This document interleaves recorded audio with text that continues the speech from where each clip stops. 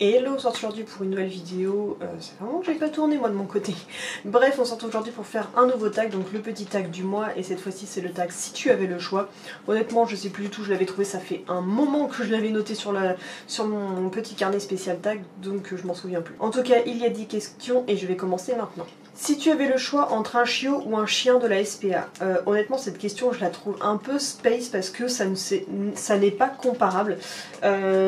Tu ne peux pas comparer les deux, prendre un chiot parce que tu l'as décidé de prendre un chien de race qu'il n'y avait pas à la SPA, ou est-ce que tu vas aller à la SPA pour prendre un chien juste pour lui sauver la vie alors que la race ne te correspond pas? Moi je dirais tout dépendra du chien qui est à la SPA. Je peux très bien prendre un chien à la SPA adulte, tout ça parce que j'ai eu un coup de cœur, c'est une race que j'apprécie, compagnie, et que je vais vouloir le prendre. Mais si jamais il y avait pas du tout comme ça nous est arrivé, d'ailleurs on a eu le cas qu'on a voulu prendre un chien à la SPA, il n'y en avait aucun qui nous correspondait, donc qu'est-ce qu'on a fait? On a pris un chiot, voilà. C'est pas le choix entre ou, ça dépend vraiment de quel chien est en ce moment à la SPA, parce que tous les chiens ne vont pas correspondre à notre profil.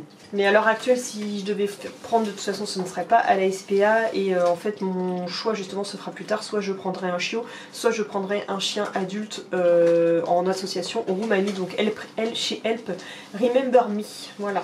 2 entre obéissance et agility. Mon cœur a toujours voulu tenter l'agility, mais j'ai jamais été acceptée dans aucun club à cause de mes chiens qui n'intéressent pas les clubs d'agility, parce que c'est des chiens ridicules à qui on n'apprend rien. Dixit les clubs d'agility qui m'ont balancé ça sur plusieurs années, donc j'ai fini par arrêter.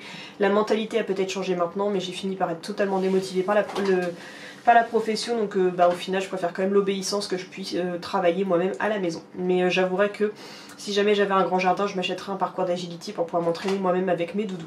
3. Si tu avais le choix entre jeu ou canicross, honnêtement avec mes chiens actuels ce serait plutôt jeu, parce que le canicross ça les emballe pas. J'ai essayé avec plusieurs d'entre eux et ça ne les intéresse pas, et il y en a 2 que ça n'intéresse pas. Les 2 nuits elles aiment bien courir, mais quand c'est en compétition il n'y a plus personne, et quand elles sont harnachées c'est pareil, et puis les 2 autres sont beaucoup trop vieux maintenant pour se lancer dans ce genre de choses, donc pour l'instant on sera plutôt dans la partie jeu. Mais moi si je devais choisir ce serait plutôt partie cani-marche, cani-rando avec mon futur chien, c'est pour ça que je réfléchis bien à la future race que je prendrais. 4. Si tu avais le choix entre faire le plein de jouets ou le plein de friandises, sans hésiter le plein de friandises, parce qu'ils aiment jouer, mais les friandises ont tellement plus d'importance à leurs yeux, et ils ne jouent quasiment pas, que je sais que ce qui leur fait beaucoup plus plaisir c'est que j'ai des friandises à leur donner tous les jours plutôt qu'un nouveau jouet tous les jours. 5. Si tu avais le choix entre un nouveau jouet ou un nouveau produit de soin, honnêtement là en comparaison je dirais un nouveau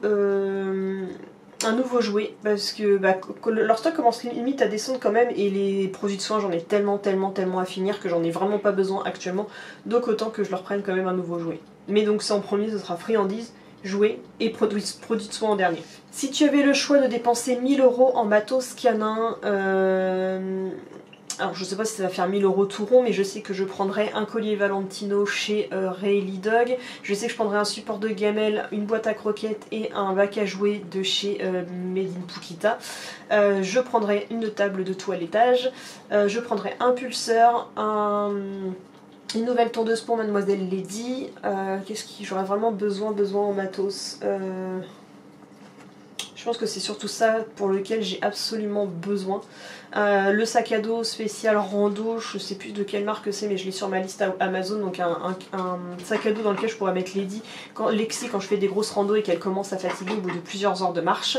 Et puis je pense que ce serait déjà pas mal. Là ce sont vraiment les gros essentiels. Ah j'ai oublié aussi un déshydrateur, je pense que ça ce serait pas mal, et un congélateur un nouveau congélateur pour mettre le bar, enfin plus récent, qui me consommera 10 fois moins d'électricité. Je pense que là on ferait plutôt bien avec tout ça, et je pense qu'on n'est pas loin des 1000 € avec tout ça quand on fait au cumulé. 7. Si tu avais le choix entre partir en vacances avec eux ou les mettre en pension, sans hésiter partir en vacances avec eux, parce que moi les gardiennats je fais confiance à personne, ça m'angoisse, j'ai toujours peur que les gens ne les traitent pas comme il faut, ou qu'ils s'échappent et qu'il leur arrive quelque chose alors qu'ils sont en pension, et moi que je sois très loin, chose qu'on a déjà vécu avec cette très mauvaise expérience, on en a perdu un chien. Ok c'était pas un professionnel, mais dans le doute maintenant je pars avec mes chiens ou je ne pars plus. Voilà.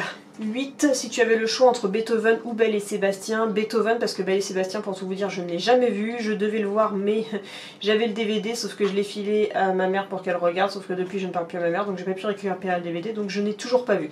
Par contre, il faut que je pense à le mettre sur ma liste des films quand même à regarder pour pouvoir vous en parler dans une future vidéo culture. Mais Beethoven, c'est beaucoup plus mon enfance où j'ai vu peut-être, je sais plus, il y en a au total des Beethoven, mais je crois que j'en ai vu au moins 4 différents, donc ouais, voilà, Beethoven ça reste plus dans mon cœur. 9, si tu avais le choix entre Berger Allemand et Jack Russell. Alors déjà la comparaison, je sais pas qui c'est qui a décidé de ce choix de comparaison parce que c'est vraiment les deux extrêmes opposés, mais comme vous le savez très certainement, je pense que ce n'est pas sans savoir à quel point je déteste le Jack Russell.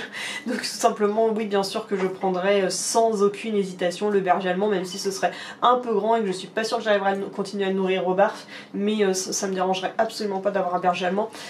Peut-être pas dans cette configuration de pièces parce qu'honnêtement là je sais pas où le berger allemand trouverait moyen de se poser. Certainement sur mon canapé derrière, mais ma maison est clairement trop petite pour un aussi gros chien.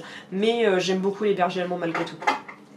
Et la dernière question, la numéro 10, si tu avais le choix entre une randonnée et aller à la plage, mon cœur me dirait d'aller faire une randonnée parce que la plage c'est beaucoup trop accessible et les randonnées j'ai trop hâte d'en reprendre parce qu'avec le confinement bah, c'était un peu compliqué de pouvoir parcourir des kilomètres, donc je ne serais pas contre reprendre les randonnées, même si le choix des doudous c'est ce qui était justement le meilleur combo.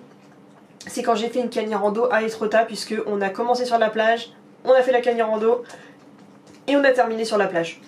Plage pas très autorisée aux chiens, mais bon, Lexi ça lui a fait quand même pas mal un kiff, donc ça c'est le meilleur combo, faire des randos autour des plages parce que comme ça tout le monde est content. Donc voilà pour ce petit tag, donc n'hésitez pas vous aussi à remplir à répondre aux questions en commentaire, je vais y arriver.